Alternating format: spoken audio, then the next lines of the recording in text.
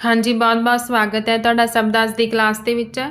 ਅੱਜ ਦੇ ਚੈਪਟਰ ਦੇ ਵਿੱਚ ਆਪਾਂ ਪੜਾਂਗੇ ਬਿਲਡਿੰਗਸ ਬਾਰੇ, ਪੇਂਟਿੰਗਸ ਬਾਰੇ ਤੇ ਬੁੱਕਸ ਬਾਰੇ ਤੇ ਆਪਾਂ ਨੇ ਦੇਖਣਾ ਕਿ ਭਾਰਤ ਦੇ ਵਪਾਰਕ ਸੰਬੰਧ ਸੀ ਉਹ ਕਿਹੜੇ-ਕਿਹੜੇ ਦੇਸ਼ਾਂ ਨਾਲ ਸਥਾਪਿਤ ਹੋਏ ਸੀ ਪ੍ਰਾਚੀਨ ਸਮੇਂ ਦੇ ਵਿੱਚ। ਇਹ 6ਵੀਂ ਕਲਾਸ ਦੀ ਬੁੱਕ ਦਾ ਆਪਣਾ ਲਾਸਟ ਚੈਪਟਰ ਆ। ਅਗਲੀ ਕਲਾਸ ਦੇ ਵਿੱਚ ਆਪਾਂ ਸ਼ੁਰੂ ਕਰ ਲਾਂਗੇ 7ਵੀਂ ਦੀ ਬੁੱਕ, ਜਿਹਦੇ ਵਿੱਚ ਆਪਾਂ ਮੱਧਕਾਲੀਨ ਇਤਿਹਾਸ ਬਾਰੇ ਪੜਾਂਗੇ। ਇਸ ਚੈਪਟਰ ਦੇ ਨਾਲ ਹੀ ਆਪਣਾ ਪ੍ਰਾਚੀਨ ਇਤਿਹਾਸ ਆ ਜਿਹੜਾ ਉਹ ਕੰਪਲੀਟ ਹੋ ਜਾਊਗਾ।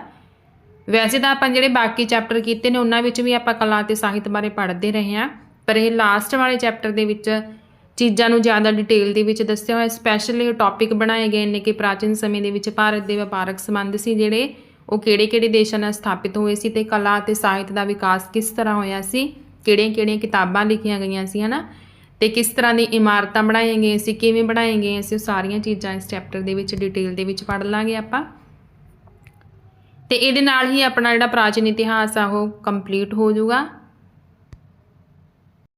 ਹਾਂਜੀ, ਚੈਪਟਰ ਦੀ ਸ਼ੁਰੂਆਤ ਆਪਾਂ ਕਰਾਂਗੇ ਵਪਾਰ ਤੋਂ ਕਿ ਪ੍ਰਾਚੀਨ ਸਮੇਂ ਦੇ ਵਿੱਚ ਭਾਰਤ ਦੇ ਕਿਹੜੇ-ਕਿਹੜੇ ਦੇਸ਼ਾਂ ਨਾਲ ਵਪਾਰਕ ਸੰਬੰਧ ਸਥਾਪਿਤ ਹੋਏ, ਕਿਹੜੀਆਂ ਚੀਜ਼ਾਂ ਵਿਦੇਸ਼ਾਂ ਤੋਂ ਭਾਰਤ ਦੇ ਵਿੱਚ ਮੰਗਵਾਈਆਂ ਜਾਂਦੀਆਂ ਸੀ ਅਤੇ ਕਿਹੜੀਆਂ ਚੀਜ਼ਾਂ ਭਾਰਤ ਤੋਂ ਵਿਦੇਸ਼ਾਂ ਦੇ ਵਿੱਚ ਭੇਜੀਆਂ ਜਾਂਦੀਆਂ ਸੀ। ਉਹਨਾਂ ਸਾਰੀਆਂ ਚੀਜ਼ਾਂ ਬਾਰੇ ਆਪਾਂ ਪੜ੍ਹਾਂਗੇ।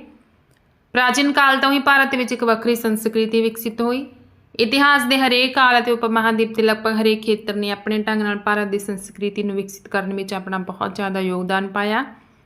ਜਿਵੇਂ ਕਿ ਪ੍ਰਾਚੀਨ ਇਤਿਹਾਸ ਦੀ ਆਪਾਂ ਸ਼ੁਰੂਆਤ ਕੀਤੀ ਸੀ ਕਿ ਜਦੋਂ ਇਨਸਾਨ ਜੰਗਲ ਦੇ ਵਿੱਚ ਰਹਿੰਦਾ ਸੀ, ਫਿਰ ਵਿਕਾਸ ਹੋਣ ਲੱਗਿਆ, ਉਹ ਸਮਾਜ ਦੇ ਵਿੱਚ ਰਹਿਣ ਲੱਗਿਆ ਸੀ, ਬਸਤੀਆਂ ਬਣ ਗਈਆਂ।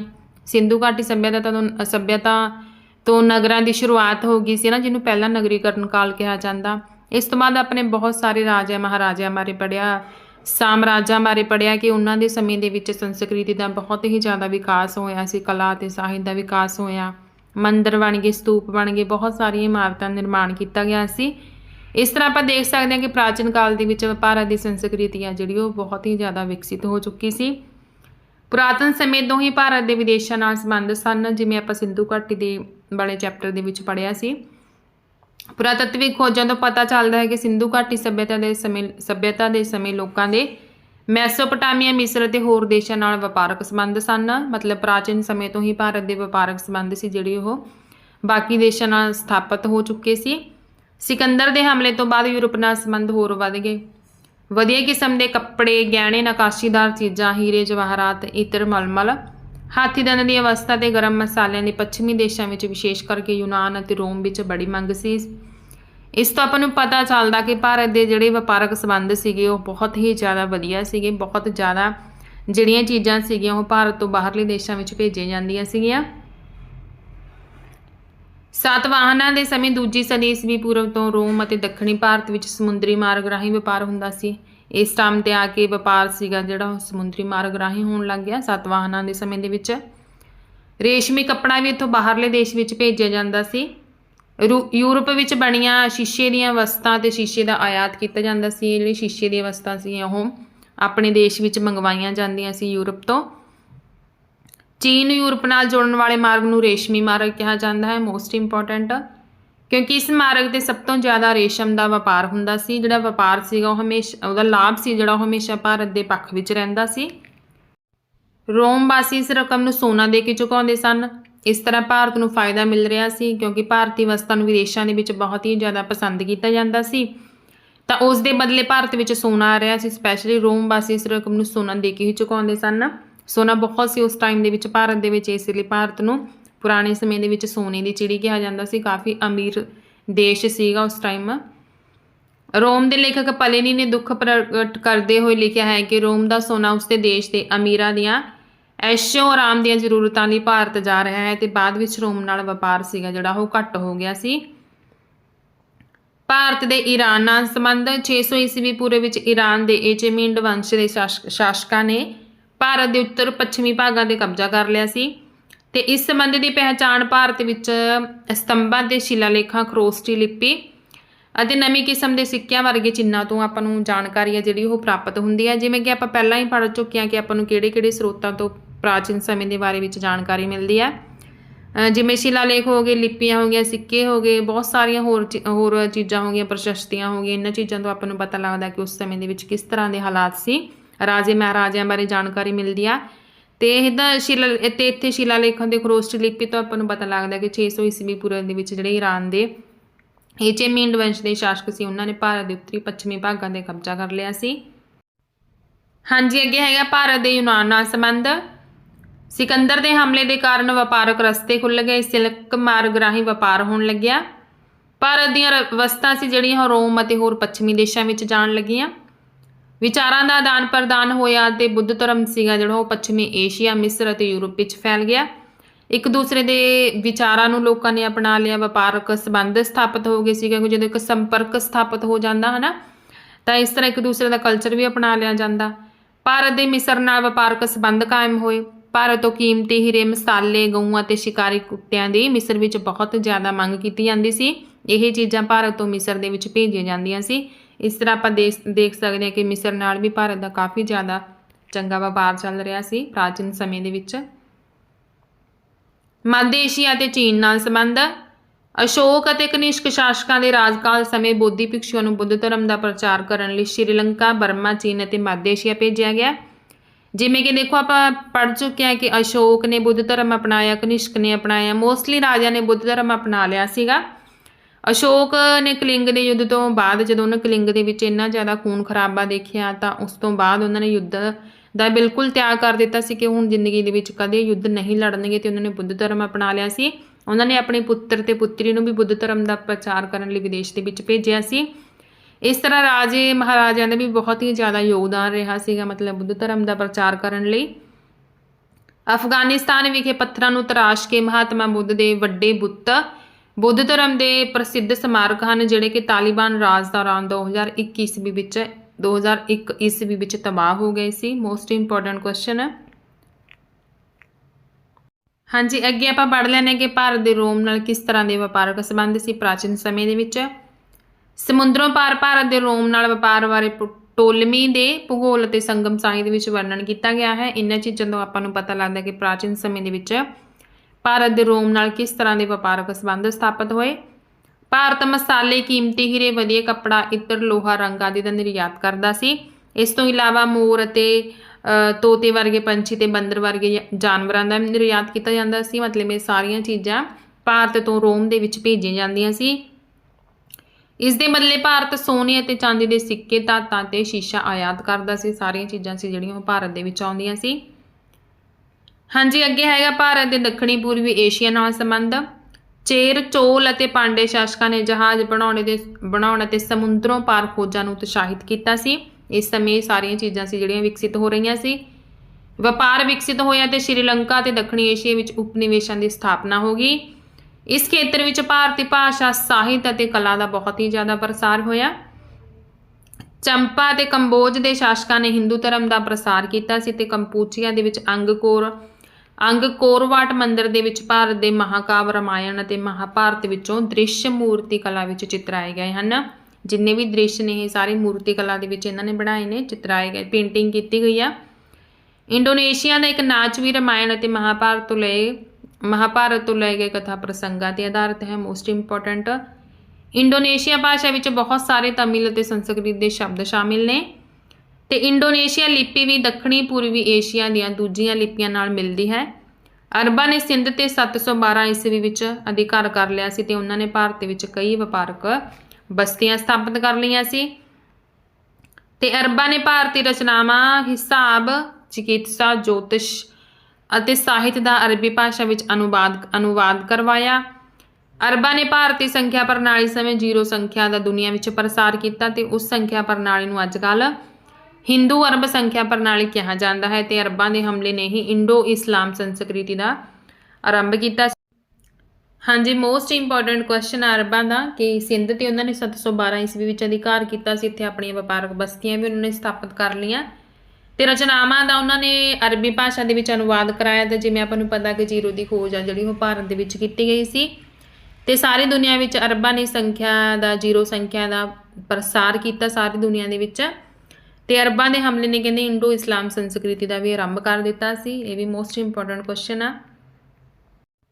ਹਾਂਜੀ, ਅੱਗੇ ਹੈਗਾ ਲੋਹ ਸਤੰਭ। ਮਹਿਰੌਲੀ, ਦਿੱਲੀ ਵਿੱਚ ਕੁਤਬ ਮੀਨਾਰ ਦੇ ਨੇੜੇ ਲੱਗਾ ਇਹ ਲੋਹੇ ਦਾ ਸਤੰਭ ਭਾਰਤੀ ਸ਼ਿਲਪਕਾਰਾਂ ਦੀ ਕੁਸ਼ਲਤਾ ਦੀ ਇੱਕ ਅਦਭੁਤ ਉਦਾਹਰਨ ਹੈ। ਜਿਵੇਂ ਆਪਾਂ ਪ੍ਰਾਚੀਨ ਸਮੇਂ ਦੇ ਬਾਰੇ ਕਿੰਨਾ ਕੁਝ ਪੜ੍ਹ ਚੁੱਕੇ ਹਾਂ ਕਲਾ ਤੇ ਸਾਹਿਤ ਬਾਰੇ ਪੜ੍ਹਿਆ ਆਪਾਂ ਨੇ। ਅਜੰਤਾ ਦੇ ਗੁਫਾਵਾਂ ਬਣਾਈਆਂ ਗਈਆਂ ਸੀ ਉਸ ਸਮੇਂ ਦੇ ਵਿੱਚ, ਹੈ ਨਾ।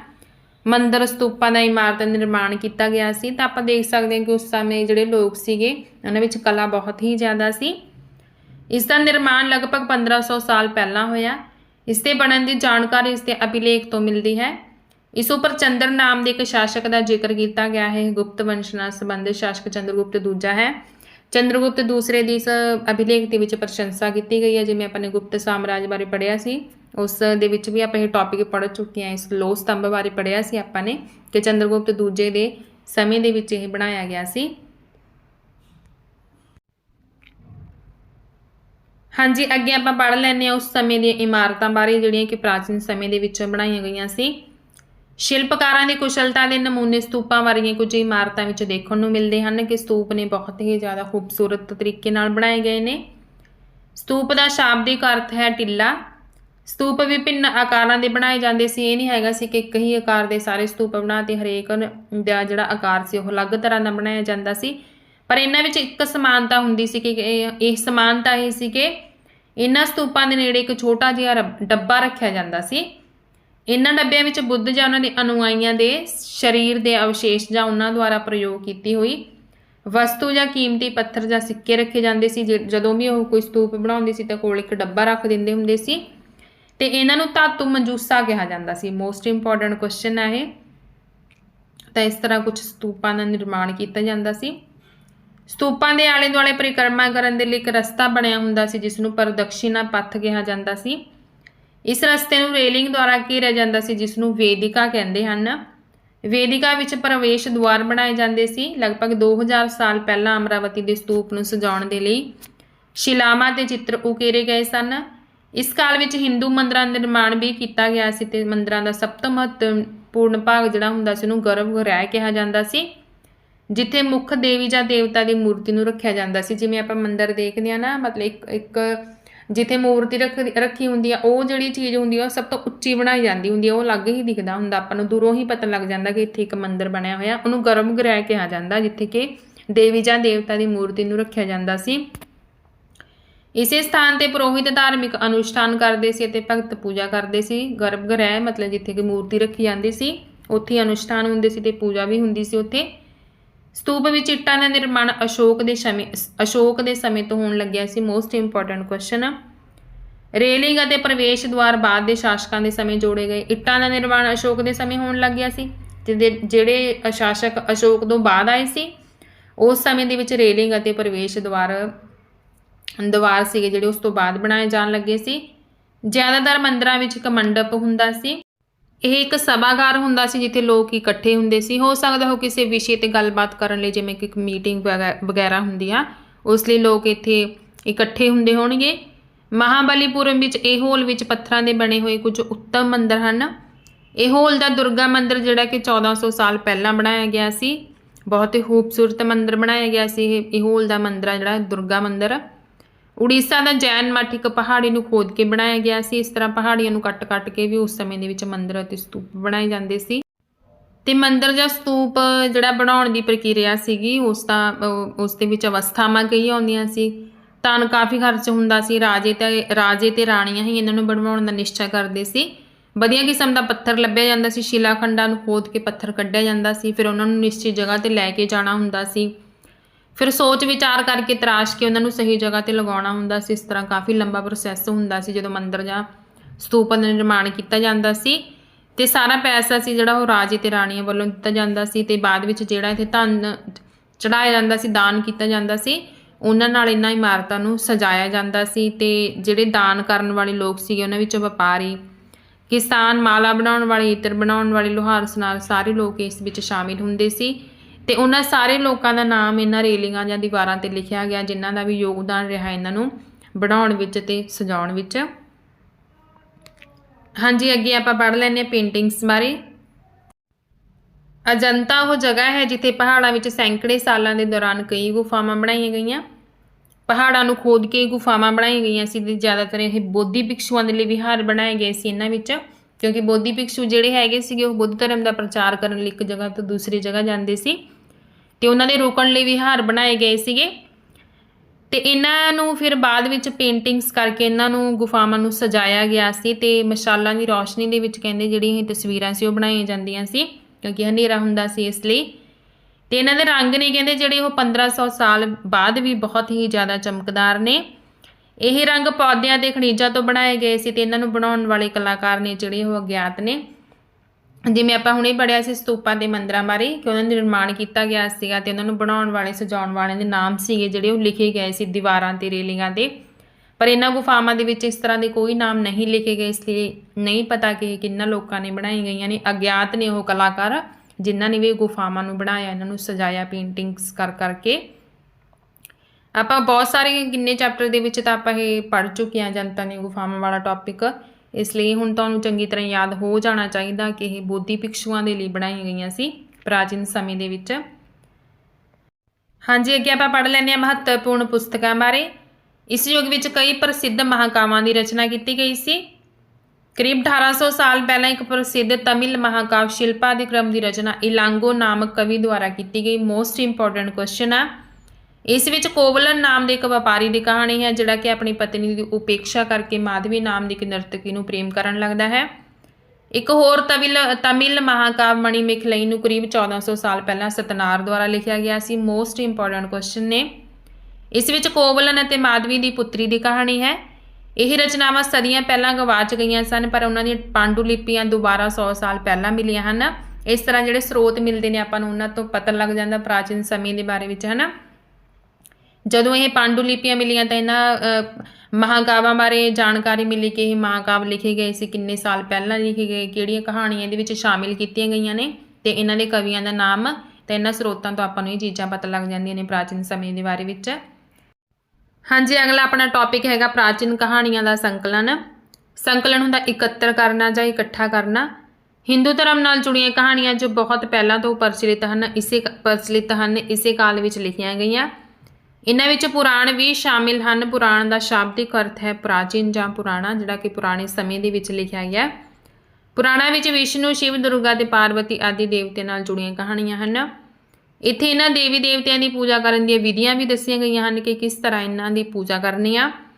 ਤੇ ਇਸ ਤੋਂ ਇਲਾਵਾ ਇਹਨਾਂ ਵਿੱਚ ਸੰਸਾਰ ਦੀ ਸ੍ਰਿਸ਼ਟੀ ਅਤੇ ਰਾਜਿਆਂ ਦੇ ਬਾਰੇ ਵਿੱਚ ਵੀ ਕਹਾਣੀਆਂ ਹਨ। ਮੋਸਟ ਇੰਪੋਰਟੈਂਟ ਟੌਪਿਕ ਆ ਇਹ। ਜ਼ਿਆਦਾਤਰ ਜਿਹੜੇ ਪੁਰਾਣ ਨੇ ਉਹ ਸਰਲ ਸੰਸਕ੍ਰਿਤ ਸ਼ਲੋਕਾਂ ਦੇ ਵਿੱਚ ਲਿਖੇ ਗਏ ਨੇ। ਮੋਸਟਲੀ ਜਿਹੜੀਆਂ ਚੀਜ਼ਾਂ ਰਚੀਆਂ ਗਈਆਂ ਨੇ ਪੁਰਾਣੇ ਸਮੇਂ ਦੇ ਵਿੱਚ ਉਹ ਜ਼ਿਆਦਾਤਰ ਸੰਸਕ੍ਰਿਤ ਭਾਸ਼ਾ ਹੀ ਵਰਤੀ ਗਈ ਆ ਉਹਨਾਂ ਦੇ ਵਿੱਚ। ਇਸਤਰੀਆਂ ਤੇ ਪੁਰਸ਼ ਜਿਨ੍ਹਾਂ ਨੂੰ ਵੇਦ ਪੜ੍ਹਨ ਦੀ ਅਨੁਮਤੀ ਨਹੀਂ ਸੀ ਉਹ ਵੀ ਇਹਨਾਂ ਨੂੰ ਸੁਣ ਸਕਦੇ ਸੀ। ਜਿਵੇਂ ਕਿ ਆਪਾਂ ਨੇ ਵੈਦਿਕ ਉੱਤਰ ਵੈਦਿਕ ਕਾਲ ਦੇ ਵਿੱਚ ਪੜ੍ਹਿਆ ਕਿ ਇਸਤਰੀਆਂ ਨੂੰ ਵੇਦ ਪੜ੍ਹਨ ਦੀ ਇਜਾਜ਼ਤ ਨਹੀਂ ਹੈਗੀ ਸੀ। ਜਿਹੜੇ ਸ਼ੂਦਰ ਸੀਗੇ ਉਹਨਾਂ ਨੂੰ ਵੀ ਵੇਦ ਪੜ੍ਹਨ ਦੀ ਅਨੁਮਤੀ ਨਹੀਂ ਹੈਗੀ ਸੀ ਪਰ ਉਹ ਪੁਰਾਣ ਸੁਣ ਸਕਦੇ ਸੀ। ਦੋ ਸੰਸਕ੍ਰਿਤ ਮਹਾਂਕਾਵ ਮਹਾਭਾਰਤ ਅਤੇ ਰਾਮਾਇਣ ਲੰਬੇ ਸਮੇਂ ਤੋਂ ਲੋਕਪ੍ਰਿਯ ਰਹੇ ਹਨ। ਦੇਖੋ ਇਹਨਾਂ ਬਾਰੇ ਤਾਂ ਆਪਾਂ ਨੂੰ ਸਾਰਿਆਂ ਨੂੰ ਪਤਾ ਹੀ ਆ ਨਾ। ਮਹਾਭਾਰਤ ਕੌਰਵਾਂ ਤੇ ਪਾਂਡਵਾਂ ਦੇ ਵਿੱਚ ਹੋਏ ਯੁੱਧ ਦੀ ਕਹਾਣੀ ਹੈ। ਇਸ ਯੁੱਧ ਦਾ ਉਦੇਸ਼ ਪੂਰੂ ਵੰਸ਼ ਦੀ ਰਾਜਧਾਨੀ ਹਸਤਿਨਾਪੁਰ ਦੀ ਗੱਦੀ ਪ੍ਰਾਪਤ ਕਰਨਾ ਸੀ। ਇਹ ਕਹਾਣੀ ਬਹੁਤ ਜ਼ਿਆਦਾ ਪੁਰਾਣੀ ਹੈ ਪਰ ਅੱਜ ਅਸੀਂ ਇਸ ਨੂੰ ਜਿਸ ਰੂਪ ਵਿੱਚ ਜਾਣਦੇ ਹਾਂ ਉਹ ਕਰੀਬ 1500 ਸਾਲ ਪਹਿਲਾਂ ਲਿਖੀ ਗਈ ਸੀ। ਮਤਲਬ ਹੈਗੀ ਤਾਂ ਇਹ ਬਹੁਤ ਹੀ ਜ਼ਿਆਦਾ ਪੁਰਾਣੀ ਆ ਪਰ ਜਿਹੜੀ ਰਚਨਾ 1500 ਸਾਲ ਪਹਿਲਾਂ ਲਿਖੀ ਗਈ ਉਹਦੇ ਬਾਰੇ ਆਪਾਂ ਨੂੰ ਜਾਣਕਾਰੀ ਆ। ਪਰ ਜਿਹੜੀ ਇਸ ਤੋਂ ਜ਼ਿਆਦਾ ਪੁਰਾਣੀ ਇਸ ਤੋਂ ਪਹਿਲਾਂ ਲਿਖੀ ਗਈ ਆ ਉਹਦੇ ਬਾਰੇ ਆਪਾਂ ਨੂੰ ਨਹੀਂ ਜਾਣਕਾਰੀ ਹੈਗੀ। ਮੰਨਿਆ ਜਾਂਦਾ ਹੈ ਕਿ ਪੁਰਾਣ ਅਤੇ ਮਹਾਭਾਰਤ ਦੋਨਾਂ ਨੂੰ ਹੀ ਵੇਦ ਵਿਆਸ ਨਾਮ ਦੇ ਇੱਕ ਰਿਸ਼ੀ ਦੁਆਰਾ ਸੰਕਲਿਤ ਕੀਤਾ ਗਿਆ ਸੀ। Most important question. ਮਹਾਭਾਰਤ ਵਿੱਚ ਭਗਵਦ ਗੀਤਾ ਹੈ। ਭਗਵਦ ਗੀਤਾ ਬਾਰੇ ਤਾਂ ਆਪਾਂ ਪਿਛਲੇ ਚੈਪਟਰ ਦੇ ਵਿੱਚ ਵੀ ਪੜ੍ਹ ਚੁੱਕੇ ਹਾਂ। ਰਾਮਾਇਣ ਦੀ ਕਥਾ ਕੌਸਲ ਦੇ ਰਾਜਕੁਮਾਰ ਰਾਮ ਦੇ ਬਾਰੇ ਹੈ। ਉਹਨਾਂ ਦੇ ਪਿਤਾ ਨੇ ਉਹਨਾਂ ਨੂੰ ਬਨਵਾਸ ਦੇ ਦਿੱਤਾ ਸੀ। ਦੇਖੋ ਇਹ ਸਾਰੀਆਂ ਚੀਜ਼ਾਂ ਆਪਾਂ ਬਚਪਨ ਤੋਂ ਹੀ ਸੁਣਦੇ ਆਏ ਹਾਂ, ਦੇਖਦੇ ਆਏ ਹਾਂ, ਹੈ ਨਾ, ਟੀਵੀ ਦੇ ਵਿੱਚ ਦੇਖੀਆਂ ਨੇ ਆਪਾਂ ਨੇ। ਮਹਾਭਾਰਤ ਦੀ ਤਰ੍ਹਾਂ ਰਾਮਾਇਣ ਵੀ ਇੱਕ ਪ੍ਰਾਚੀਨ ਕਹਾਣੀ ਹੈ ਜਿਸ ਨੂੰ ਬਾਅਦ ਵਿੱਚ ਲਿਖਿਤ ਰੂਪ ਦਿੱਤਾ ਗਿਆ। ਸੰਸਕ੍ਰਿਤ ਰਾਮਾਇਣ ਦੇ ਲੇਖਕ ਵਾਲਮੀਕ ਜੀ ਨੂੰ ਮੰਨਿਆ ਜਾਂਦਾ ਹੈ। Most important question. ਹਾਂਜੀ, ਅੱਗੇ ਆਪਾਂ ਪੜ੍ਹ ਲੈਂਦੇ ਹਾਂ ਆਮ ਲੋਕਾਂ ਦੀਆਂ ਕਹਾਣੀਆਂ ਬਾਰੇ। ਆਮ ਲੋਕ ਵੀ ਕਹਾਣੀਆਂ, ਕਵਿਤਾਵਾਂ ਅਤੇ ਗੀਤਾਂ ਦੀ ਰਚਨਾ ਕਰਦੇ ਸੀ। ਇਹਨਾਂ ਵਿੱਚੋਂ ਕੁਝ ਇਸੇ ਸਮੇਂ ਦੇ ਆਸ-ਪਾਸ ਜਾਤਕ ਅਤੇ ਪੰਚਤੰਤਰ ਦੀਆਂ ਕਹਾਣੀਆਂ ਦੇ ਰੂਪ ਵਿੱਚ ਲਿਖ ਕੇ ਸੁਰੱਖਿਅਤ ਕਰ ਲਈਆਂ ਗਈਆਂ। ਪੰਚਤੰਤਰ ਵਾਰਤਕ ਅਤੇ ਕਵਿਤਾ ਵਿੱਚ ਲਿਖਿਆ ਇੱਕ ਅੰਤਰ ਸੰਬੰਧਿਤ ਕਥਾ ਚੌਖਟੇ ਵਿੱਚ ਪ੍ਰਾਚੀਨ ਭਾਰਤੀ ਜਨੌਰ ਕਹਾਣੀਆਂ ਦਾ ਸੰਗ੍ਰਹਿ ਹੈ। ਬਸ ਸਿੰਪਲ ਭਾਸ਼ਾ ਦੇ ਵਿੱਚ ਤੁਸੀਂ ਸਮਝੋ ਕਿ ਇਹਦੇ ਵਿੱਚ ਜਨੌਰ ਕਹਾਣੀਆਂ ਸ਼ਾਮਿਲ ਕੀਤੀਆਂ ਗਈਆਂ ਨੇ। ਪੰਚਤੰਤਰ ਦੇ ਬਾਰੇ ਮੈਂ ਤੁਹਾਨੂੰ ਪਿਛਲੀ ਕਲਾਸ ਦੇ ਵਿੱਚ ਵੀ ਦੱਸਿਆ ਸੀ ਕਿ ਵਿਸ਼ਨੂੰ ਸ਼ਰਮਾ ਦੇ ਦੁਆਰਾ ਲਿਖੀਆਂ ਮੰਨੀਆਂ ਜਾਂਦੀਆਂ ਨੇ। ਇਹਦੇ ਵਿੱਚ ਆਪਾਂ ਇਹਨਾਂ ਨੂੰ ਡਿਟੇਲ ਦੇ ਵਿੱਚ ਪੜ੍ਹਾਂਗੇ। ਸੰਸਕ੍ਰਿਤ ਨੀਤੀ ਕਥਾਵਾਂ ਵਿੱਚ ਪੰਚਤੰਤਰ ਦਾ ਪਹਿਲਾ ਸਥਾਨ ਮੰਨਿਆ ਜਾਂਦਾ ਹੈ। ਇਸ ਗ੍ਰੰਥ ਦਾ ਰਚਨਹਾਰ ਪੰਡਿਤ ਵਿਸ਼ਨੂੰ ਸ਼ਰਮਾ ਨੂੰ ਮੰਨਿਆ ਜਾਂਦਾ। ਮੋਸਟ ਇੰਪੋਰਟੈਂਟ ਕੁਐਸਚਨ ਹੈ ਇਹ। ਪੰਚਤੰਤਰ ਨੂੰ ਪੰਜ ਤੰਤਰਾਂ ਮਤਲਬ ਪੰਜ ਭਾਗਾਂ ਦੇ ਵਿੱਚ ਵੰਡਿਆ ਗਿਆ ਹੈ। ਸਭ ਤੋਂ ਪਹਿਲਾ ਹੈਗਾ ਮਿੱਤਰ ਭੇਦ ਮਤਲਬ ਦੋਸਤਾਂ ਦਾ ਜੁਦਾ ਹੋਣਾ। ਦੂਸਰਾ ਹੈਗਾ ਜੀ ਮਿੱਤਰ ਲਾਭ ਜਾਂ ਮਿੱਤਰ ਸੰਪ੍ਰਾਪਤੀ, ਜਿਸ ਦੇ ਵਿੱਚ ਹੈਗਾ ਮਿੱਤਰ ਪ੍ਰਾਪਤੀ ਅਤੇ ਉਸਦੇ ਫਾਇਦੇ ਦੱਸੇ ਗਏ ਨੇ। ਪਹਿਲਾਂ ਜੁਦਾ ਹੋਣਾ ਤੇ ਫਿਰ ਮਿੱਤਰ ਦਾ ਮਿਲ ਜਾਣਾ। ਕਾਕੋਲੋਈਕੀਮ ਦੇ ਵਿੱਚ ਹੈਗਾ ਕਾਵਾਂ ਅਤੇ ਉੱਲੂਆਂ ਦੀ ਕਥਾ, ਇਹਦੇ ਵਿੱਚ ਜੰਗ ਅਤੇ ਅਮਨ, ਕਾਵਾਂ ਅਤੇ ਉੱਲੂਆਂ ਦੀ ਕਥਾ ਇਹਦੇ ਵਿੱਚ ਸ਼ਾਮਿਲ ਕੀਤੀ ਗਈ ਹੈ। ਹਾਂਜੀ, ਅੱਗੇ ਹੈਗਾ ਲਬਧ ਪ੍ਰਨਾਸ਼ ਮਤਲਬ ਮਿਲੇ ਲਾਭ ਗਵਾ ਲੈਣਾ। ਆਪਾਂ ਨੂੰ ਕੋਈ ਚੀਜ਼ ਮਿਲਦੀ ਹੈ ਆਪਾਂ ਨੂੰ ਨਸ਼ਟ ਕਰ ਦਿੰਦੇ ਹਾਂ, ਹੈ ਨਾ, ਕਹਿੰਦੇ ਨਹੀਂ ਕਰਦੇ ਆਪਾਂ। ਅਣਪਰਖੇ ਕਾਰਕਮ ਦੇ ਵਿੱਚ ਹੈਗਾ ਜਿਸ ਨੂੰ ਪਰਖਿਆ ਨਾ ਗਿਆ ਹੋਵੇ, ਮਤਲਬ ਕਿਸੇ ਵੀ ਕੰਮ ਨੂੰ ਕਰਨ ਤੋਂ ਪਹਿਲਾਂ ਸੁਚੇਤ ਰਹੋ, ਕਾਹਲੀ ਦੇ ਵਿੱਚ ਕੋਈ ਕਦਮ ਨਾ ਉਠਾਓ, ਸੋਚ ਸਮਝ ਕੇ ਕੋਈ ਵੀ ਕਦਮ ਉਠਾਓ। ਦੇ ਪੰਜਵੇਂ ਦੇ ਵਿੱਚ ਦਿੱਤਾ ਹੋਇਆ ਉਹਨਾਂ ਨੇ। ਪੰਜਵੇਂ ਭਾਗ ਦੇ ਵਿੱਚ ਅਣਪਰਖੇ ਕਾਰਕਮ, ਮਨੋਵਿਗਿਆਨ, ਵਿਵਹਾਰਿਕਤਾ ਅਤੇ ਰਾਜਕਾਜ ਦੇ ਸਿਧਾਂਤਾਂ ਤੋਂ ਵਾਕਫ ਕਰਾਉਂਦੀਆਂ ਇਹ ਕਹਾਣੀਆਂ ਸਾਰੇ ਮਜ਼ਮੂਨਾਂ ਨੂੰ ਬਹੁਤ ਹੀ ਰੌਚਕ ਤਰੀਕੇ ਨਾਲ ਸਾਹਮਣੇ ਰੱਖਦੀਆਂ ਹਨ ਅਤੇ ਨਾਲ ਹੀ ਸਿੱਖਿਆ ਦੇਣ ਦੀ ਕੋਸ਼ਿਸ਼ ਵੀ ਕਰਦੀਆਂ ਨੇ ਕਿ ਆਪਾਂ ਤੋਂ ਇਹਨਾਂ ਨੂੰ ਕੁਝ ਚੰਗਾ ਸਿੱਖਣ ਨੂੰ ਮਿਲਦਾ ਇਹਨਾਂ ਕਹਾਣੀਆਂ ਤੋਂ। ਆਪਾਂ ਨੂੰ ਇਹ ਰੌਚਕ ਵੀ ਹੈਗੀਆਂ ਨੇ, ਦਿਲਚਸਪ ਹੈਗੀਆਂ ਨੇ, ਪਰ ਬਹੁਤ ਹੀ ਜ਼ਿਆਦਾ ਮਹੱਤਵਪੂਰਨ ਸਿੱਖਿਆ ਵੀ ਦਿੰਦੀਆਂ ਨੇ। ਇਹਨਾਂ ਕਹਾਣੀਆਂ ਵਿੱਚ ਮਨੁੱਖਾਂ ਤੋਂ ਇਲਾਵਾ ਪਸ਼ੂ ਪੰਛੀਆਂ ਨੂੰ ਵੀ ਕਥਾ ਦਾ ਪਾਤਰ ਬਣਾਇਆ ਗਿਆ ਹੈ ਤੇ ਉਹਨਾਂ ਤੋਂ ਸਿੱਖਿਆ ਦਾ ਇਹ ਗੱਲਾਂ ਕਹਾਉਣ ਦੀ ਕੋਸ਼ਿਸ਼ ਕੀਤੀ ਗਈ ਹੈ ਜਿਹਦੇ ਨਾਲ ਕਿ ਇਨਸਾਨ ਕੁਝ ਸਿੱਖ ਸਕੇ। ਹਾਂਜੀ, ਅੱਗੇ ਹੈਗਾ ਵਿਗਿਆਨ ਦੀਆਂ ਪੁਸਤਕਾਂ। ਇਸੇ ਸਮੇਂ ਵਿੱਚ ਆਰੀਆ ਭੱਟ ਨੇ ਆਰੀਆ ਭੱਟੀਅਮ ਨਾਮ ਦੀ ਪੁਸਤਕ ਲਿਖੀ। ਇਹ ਆਪਾਂ ਟੌਪਿਕ ਹੈ ਜਿਹੜਾ ਪਿਛਲੀ ਕਲਾਸ ਦੇ ਵਿੱਚ ਡਿਟੇਲ ਦੇ ਵਿੱਚ ਪੜ੍ਹ ਚੁੱਕੇ ਹਾਂ, ਇਸ ਲਈ ਇੱਥੇ ਪੜ੍ਹਨ ਦੀ ਜ਼ਰੂਰਤ ਨਹੀਂ ਹੈਗੀ। ਅੱਗੇ ਆਪਾਂ ਪੜ੍ਹ ਲੈਂਦੇ ਹਾਂ ਕਾਗਜ਼ ਦੇ ਆਵਿਸ਼ਕਾਰ ਬਾਰੇ। ਕਾਗਜ਼ ਦਾ ਆਵਿਸ਼ਕਾਰ ਕਰੀਬ 1900 ਸਾਲ ਪਹਿਲਾਂ ਕਾਈ ਲੂਨ ਨਾਮ ਦੇ ਵਿਅਕਤੀ ਨੇ ਚੀਨ ਵਿੱਚ ਕੀਤਾ ਸੀ। ਮੋਸਟ ਇੰਪੋਰਟੈਂਟ ਕੁਐਸਚਨ ਹੈ। ਉਸਨੇ ਪੌਦਿਆਂ ਦੇ ਰੇਸ਼ੇ, ਕੱਪੜੇ, ਰੱਸੀਆਂ ਅਤੇ ਰੁੱਖ ਦੀ ਛੱਲ ਨੂੰ ਕੁੱਟ ਕੇ ਲੁਗਦੀ ਬਣਾ ਕੇ ਪਾਣੀ ਵਿੱਚ ਡੁਬੋ ਦਿੱਤਾ। ਫਿਰ ਉਸ ਨੂੰ ਨਿਚੋੜ ਕੇ ਸੁਕਾ ਕੇ ਕਾਗਜ਼ ਬਣਾਇਆ ਗਿਆ ਸੀ। ਤਾਂ ਇਸ ਤਰ੍ਹਾਂ ਦੀ ਕੁਝ ਪ੍ਰਕਿਰਿਆ ਸੀ ਕਾਗਜ਼ ਬਣਾਉਣ ਦੀ। ਕਾਗਜ਼ ਬਣਾਉਣ ਦੀ ਤਕਨੀਕ ਨੂੰ ਸਦੀਆਂ ਤੱਕ ਗੁਪਤ ਰੱਖਿਆ ਗਿਆ, ਕਿਸੇ ਨੂੰ ਵੀ ਇਹਦੇ ਬਾਰੇ ਜਾਣਕਾਰੀ ਨਹੀਂ ਦਿੱਤੀ ਗਈ ਸੀ। ਕਰੀਬ 1400 ਸਾਲ ਪਹਿਲਾਂ ਇਹ ਤਕਨੀਕ ਕੋਰੀਆ ਤੱਕ ਪਹੁੰਚ ਗਈ ਤੇ ਇਸ ਤੋਂ ਬਾਅਦ ਜਾਪਾਨ ਨੂੰ ਇਹਦੇ ਬਾਰੇ ਜਾਣਕਾਰੀ ਹੋ ਗਈ ਸੀ।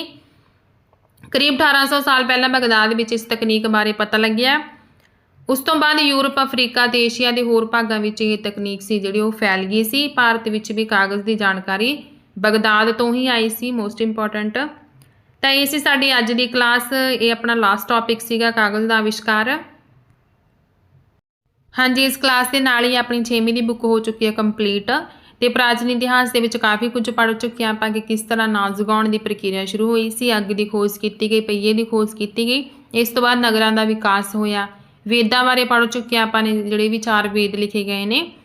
ਭਾਰਤ ਦਾ ਸਭ ਤੋਂ ਪਹਿਲਾ ਰਾਜ ਮਗਧ ਬਾਰੇ ਪੜ੍ਹਿਆ ਆਪਾਂ ਨੇ, ਮੌਰੀਆ ਸਾਮਰਾਜ ਬਾਰੇ, ਹੋਰ ਵੀ ਬਹੁਤ ਸਾਰੇ ਸਾਮਰਾਜ ਦੇ ਰਾਜਾਂ ਬਾਰੇ ਪੜ੍ਹ ਚੁੱਕੇ ਹਾਂ ਆਪਾਂ ਕਿ ਕਿਸ ਤਰ੍ਹਾਂ ਸਮਾਜਿਕ, ਆਰਥਿਕ ਤੇ ਰਾਜਨੀਤਿਕ ਪਰਿਵਰਤਨ ਆਉਂਦੇ ਰਹੇ ਨੇ ਸਮੇਂ ਦੇ ਨਾਲ, ਹੈ ਨਾ। ਤੇ ਕਲਾ ਅਤੇ ਸਾਹਿਤ ਦਾ ਵਿਕਾਸ ਹੁੰਦਾ ਰਿਹਾ। ਮੰਦਰ, ਸਤੂਪ, ਇਮਾਰਤਾਂ ਦਾ ਨਿਰਮਾਣ ਕੀਤਾ ਗਿਆ। ਹੋਰ ਵੀ ਬਹੁਤ ਸਾਰੀਆਂ ਚੀਜ਼ਾਂ ਆਪਾਂ ਨੇ ਪੜ੍ਹੀਆਂ ਇਸ ਦੇ ਵਿੱਚ। ਬੁੱਧ ਧਰਮ ਦੀ ਤੇ ਜੈਨ ਧਰਮ ਦੀ ਹੋਂਦ ਬਾਰੇ, ਹਿੰਦੂ ਧਰਮ ਬਾਰੇ ਕਾਫੀ ਕੁਝ ਪੜ੍ਹ ਚੁੱਕੇ ਹਾਂ। ਅਗਲੀ ਕਲਾਸ ਦੇ ਵਿੱਚ ਆਪਾਂ ਸ਼ੁਰੂ ਕਰਾਂਗੇ ਮੱਧਕਾਲੀਨ ਇਤਿਹਾਸ। 7ਵੀਂ ਦੀ ਬੁੱਕ ਆਪਾਂ ਸ਼ੁਰੂ ਕਰਾਂਗੇ ਅਗਲੀ ਕਲਾਸ ਦੇ ਵਿੱਚ। ਆਪਣਾ ਪਹਿਲਾ ਚੈਪਟਰ ਹੋਊਗਾ 7ਵੀਂ ਕਲਾਸ ਦੀ ਬੁੱਕ ਦਾ। ਤੇ ਇੱਥੋਂ ਤੱਕ ਸਾਡੀ ਵੀਡੀਓ ਦੇਖਣ ਲਈ ਤੁਹਾਡਾ ਸਭ ਦਾ ਬਹੁਤ ਬਹੁਤ ਧੰਨਵਾਦ।